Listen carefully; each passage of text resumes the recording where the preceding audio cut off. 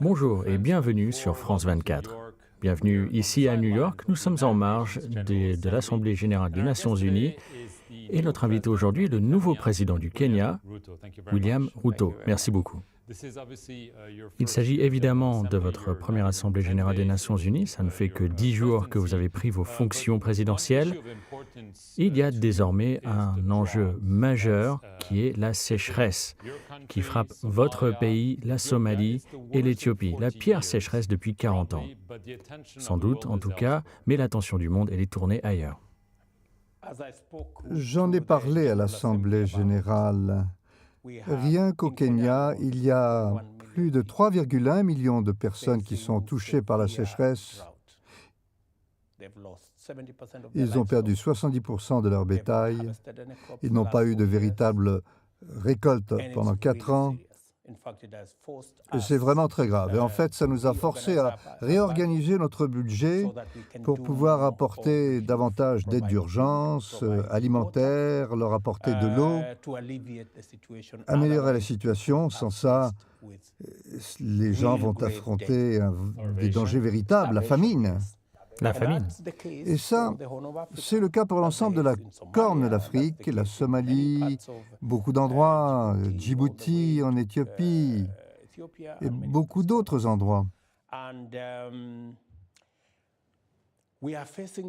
Et tous ces dangers, le véritable coupable, c'est le changement climatique. Vous savez, là on parle d'autre chose, évidemment à cause de la guerre en Ukraine, mais je crois que le très grand danger, beaucoup plus de gens sont affectés dans beaucoup de régions d'Afrique. Et j'en suis convaincu. Parce qu'au Kenya, il a fallu se réorganiser à cause de cette famine. Et c'est quelque chose qu'on ne devrait pas traiter comme une situation d'urgence, parce que c'est devenu, ça commence à devenir la norme. Ça fait 4 ans qu'on affronte cette situation. La 5e année, on ne sait pas ce qui va se passer. Donc, ce sont des choses pour lesquelles il faut se préparer. Ce ne sera pas une urgence, c'est devenu un danger plus permanent. Vous demandez également aux bailleurs de fonds internationaux d'apporter une aide au niveau de la dette pour votre pays, mais pour d'autres pays africains. Ce à cause de la pandémie, de la crise alimentaire et énergétique. Qu'est-ce que vous demandez exactement? Vous savez, le G20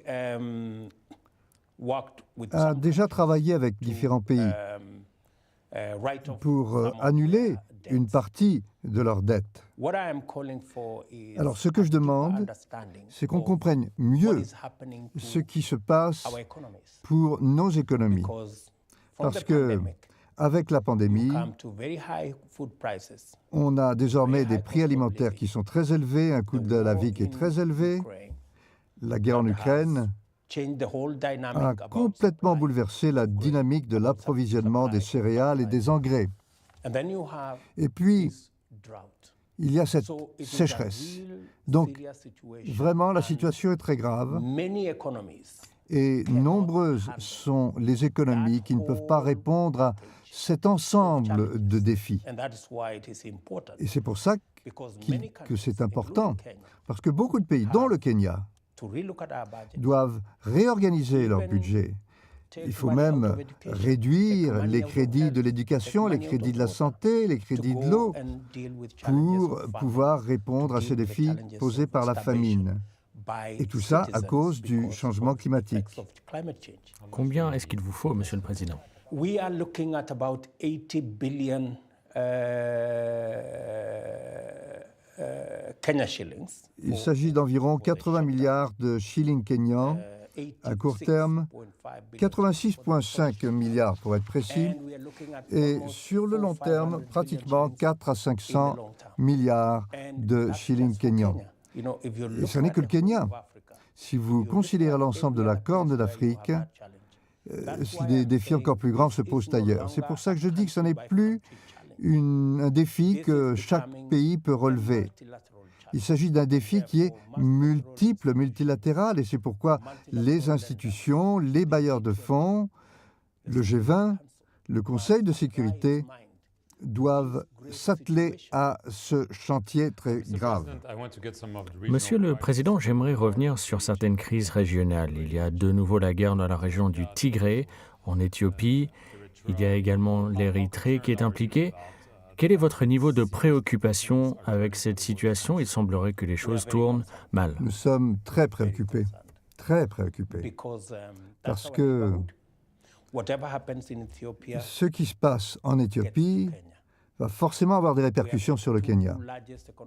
Nous sommes les deux plus grandes économies de cette région, et par conséquent, si il y a des malheurs en Éthiopie, ça va nous affaiblir. Donc il est important d'intervenir. Et c'est pour ça que lorsque j'ai pris mes fonctions, j'ai demandé à mon prédécesseur de poursuivre les efforts,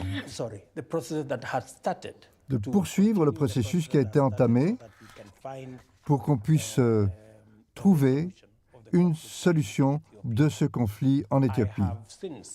Depuis, j'ai parlé avec le président Ramaphosa, avec le Premier ministre Abiy. J'ai parlé avec Thabo Mbeki et hier, j'ai eu une conversation avec le secrétaire d'État, M. Blinken. Il s'agissait de voir quels sont les cadres, les mécanismes qu'on peut mettre en place pour répondre à ces défis qui se posent en Éthiopie. Moi, je m'engage dans un cadre défini par l'Union africaine, avec le soutien du président Obasanjo, avec le soutien du président Kenyatta et de l'ensemble des autres dirigeants, on devrait pouvoir amener l'ensemble des acteurs à la table de négociation le plus rapidement possible. Parce que cette guerre nous coûte beaucoup. Et elle risque de mettre en danger l'ensemble de la Corne d'Afrique et la mettre dans une situation très grave. Et nous avons parlé du président Kenyatta. On a pu être très surpris que vous l'ayez nommé comme envoyé en Éthiopie et en République démocratique du Congo. Étant donné votre historique, pourquoi l'avez-vous fait? Parce que je suis différent. Je suis convaincu que le président Kenyatta peut apporter une contribution à ce processus en Éthiopie et en RDC. Il y a eu quelque chose entre lui et moi, c'était de la concurrence. C'est même pas une concurrence entre lui et moi, mais une concurrence entre lui et la personne qu'il soutenait. Nous sommes une démocratie. Nous avons suffisamment de maturité pour comprendre qu'on peut être concurrent, mais on n'a pas besoin d'être ennemi. On peut être concurrent et rester compatriote. Et c'est pour cela que je crois, parce que je considère que le président Kenyatta a une contribution à apporter à ce processus, il devrait continuer de contribuer à ce processus et apporter son leadership. Qu'il m'ait soutenu ou pas, peu importe, ça c'est du passé. Je suis désormais président, c'est moi qui suis responsable, et si tout s'écroule, c'est moi qui serai responsable, et moi je veux le meilleur qu'il y ait pour la région. Je veux apporter aux Kenyans ce dont ils ont besoin et je ne peux pas le faire si la région n'est pas avec nous. Ce sont des problématiques régionales qui doivent être résolues pour que je puisse me concentrer sur le Kenya et sur les problèmes du Kenya qui doivent être résolus. Puisque nous parlons des problématiques régionales, le Kenya s'est impliqué directement en Somalie. Les troupes kenyanes sont là-bas depuis 15 ans maintenant. Il n'y a pas d'horizon pour le retrait des troupes. Al-Shabaab continue de menacer. Aujourd'hui, vous êtes président, c'est vous aux commandes. Est-ce que vous pouvez dire aux Kenyans une date de retrait des troupes ou est-ce que vous dites que les troupes resteront aussi longtemps qu'il le faudra? Les troupes rentreront dès qu'elles auront rempli leur mission en Somalie. Ça fait 15 ans, Monsieur le Président. Cela fait 15 ans, je m'en rends compte. Nous avons travaillé avec de nombreux partenaires. Mais désormais, je crois que les perspectives sont meilleures. Avec l'élection du président Hassan, je l'ai rencontré 2 fois. Il a une idée beaucoup plus claire de la direction qu'il faut emprunter et je crois qu'il est plus engagé à combattre Al-Shabaab et je crois que c'est beaucoup plus clair pour nous qui sommes impliqués. Nous avons travaillé avec de nombreux partenaires, nous continuons de travailler avec les États-Unis, par exemple, qui sont intervenus en Somalie de manière à pouvoir stabiliser le pays. Une Somalie sans stabilité ne peut qu'être dangereuse pour tous, parce que c'est la porte ouverte au terrorisme, à l'instabilité, et cela affecte le Kenya.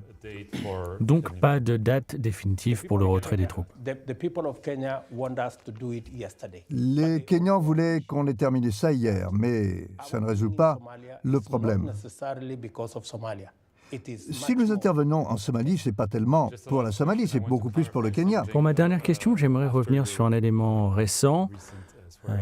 Après votre prise de fonction récente, vous avez tweeté que le Kenya n'allait plus reconnaître la République arabe sahraoui démocratique. Le tweet a par la suite été supprimé. Le ministre aux Affaires étrangères a dit que ce n'était pas le cas. J'aimerais simplement clarifier la situation. Est-ce qu'il s'agissait d'une erreur ou est-ce que la position du Kenya évolue vis-à-vis de cette situation qui est évidemment très sensible pour le Maroc et pour toute la région? La position du Kenya a toujours été et continuera d'être la position des Nations Unies.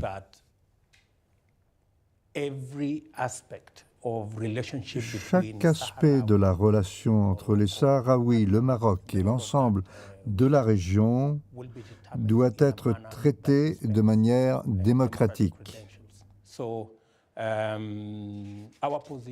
Notre position, c'est la même que celle des Nations Unies et nous ne l'avons pas modifiée. Donc le tweet était une erreur.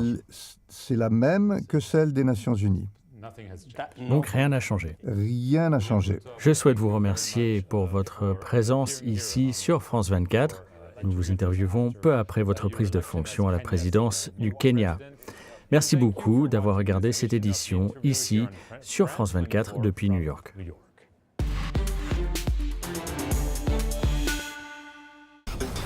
Chaque semaine, retrouvez l'Afrique dans toute sa diversité et sa richesse, avec des reportages de nos correspondants sur le terrain et des interviews de personnalités phares. Afrique Hebdo vous propose un décryptage de tout ce qui fait l'actualité sur le continent, société, économie, sport et culture. On vous parle des grandes tendances, de projets novateurs et de parcours exceptionnels. Je vous donne rendez-vous pour Afrique Hebdo sur France 24 et France24.com.